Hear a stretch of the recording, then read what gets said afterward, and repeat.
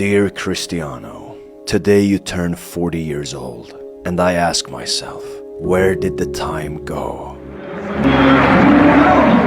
I was there from the beginning, before the first Champions League goal, before the first Ballon d'Or, before you became Europe's conqueror, and in the end arguably the world's greatest ever footballer. Some of you might have seen the video of me meeting Speed and explaining my story. The reality is that it all started way before that, even before my lifetime. Because my parents came from Iran, from a world very different from mine, and my grandmother, who had lost so much, would give me a gift that would forever change the entire course of my life. I was 8 years old, and my entire family had gathered to watch Iran play against Portugal in the 2006 World Cup.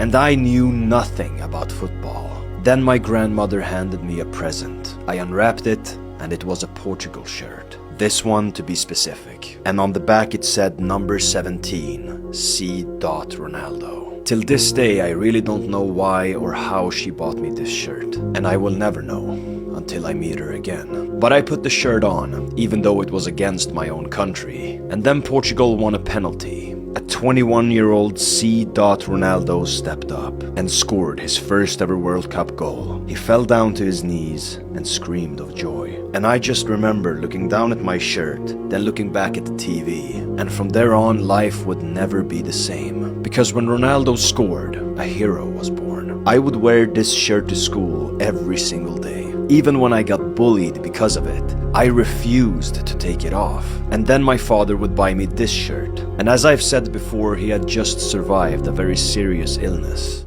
My father gave that to me when I was 8 years old. Really? And he had cancer, yeah. I've had those since 2006. What? So my father felt that life had given him another chance. So naturally, he wanted to create as many memories as possible with me. So we would travel. We went to games. We went to Portugal. And we even saw Cristiano play live.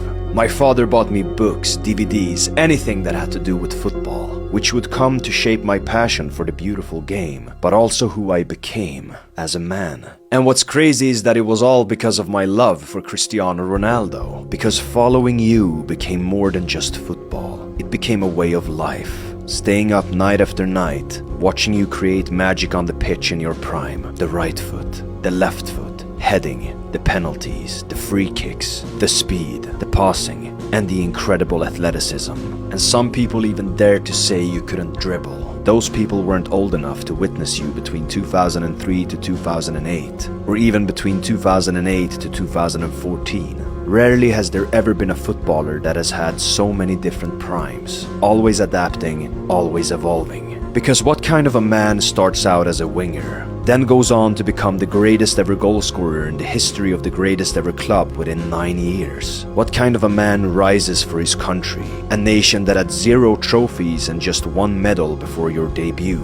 And today they have 2 major trophies and a total of 5 medals, all because of you. But Cristiano, you were more than just a footballer. You were a symbol of hope, the constant proof that nothing was impossible. From a small island in the Atlantic, raised in poverty, with an alcoholic father traumatized by war, a brother battling addiction, 2 sisters trying to hold the family together, all carried by only a mother's love, while you had a heart condition that could have ended it all before it even began. Yet you defied the odds and became eternal. But despite that, you became misunderstood. You never got the respect you truly deserved, because you had an entire corrupted establishment constantly working against you.